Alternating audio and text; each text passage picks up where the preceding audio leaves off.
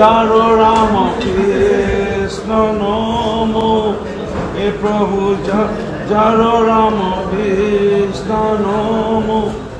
মই এই প্ৰাৰ্থনাৰে মই পুনৰবাৰ মাননীয় মুখ্যমন্ত্ৰী ডক্টৰ হিমন্ত বিশ্ব শৰ্মা ডাঙৰীয়া আৰু মাননীয় আমাৰ দলৰ সভাপতি দিলীপ শইকীয়া ডাঙৰীয়াৰ পৰামৰ্শ মৰ্মে মই অসমৰ ৰাইজৰ ওচৰত ক্ষমা বিচাৰিছোঁ।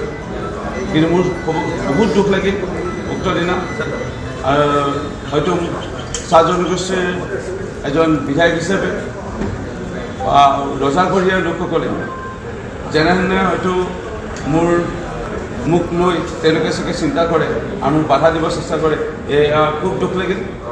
ইয়াৰ লগতে আৰু এটা বিষয় দুখ লাগিল, আমি দেখা পাইছোঁ সংবাদ মাধ্যমৰ বিভিন্ন চেনেলৰ যোগেদি যে মিয়ায়ো মানে মোৰ বিৰুদ্ধে এনে কোনো মিয়া বিধায়কে এনে বেয়াকৈ ক'বলৈ মোক মানে সাহস কৰিছে।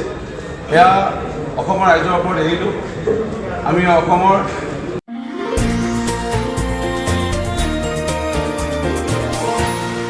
এনিটক্স, সোঁতৰ বিপৰীতে ৰাইজৰ স্বাৰ্থ।